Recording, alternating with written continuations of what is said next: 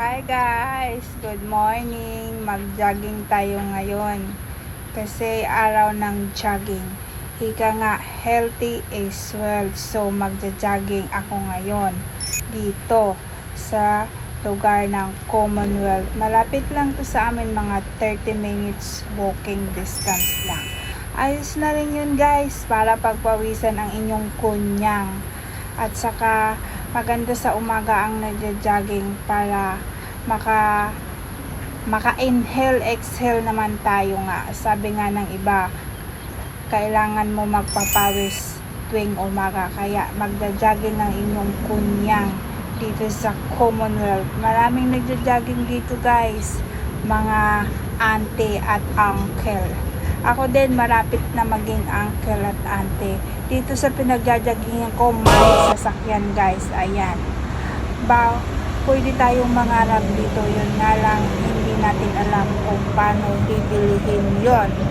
Not unless makatanggap tayo ng sinasabi nilang maleta. Saan kaya makakapagpapaleta? Sino kaya ang pwedeng magbigay sa akin ng maleta? Sana lang maambunan naman ako ng maleta. Kahit small maleta lang, okay na sa akin yon, para ako na may makabili ng isang ganito.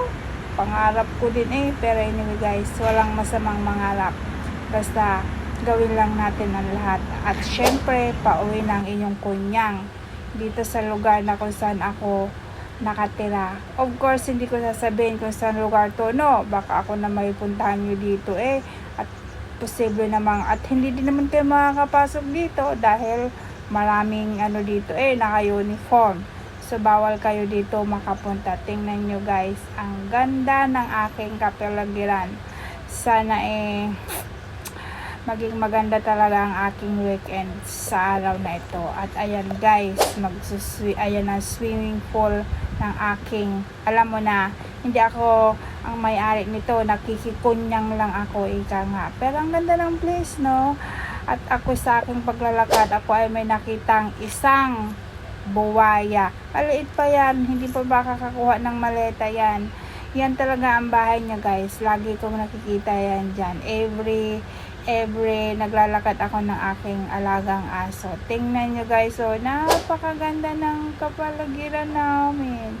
Nakakasaya ng buhay. At syempre, uwi na si Kunyang, no, mag-aalmusal. Yan ang aking almusal Quaker oats, syempre pampa-healthy, pampaganda. At syempre gumalang yung kunyang yan. Malaysian food guys, masarap pero maanghang. Konti lang ilagay yung anghang kasi Diyos ko po, pati talaga tiyan mo kumukulo sa anghang. Pero masarap yan.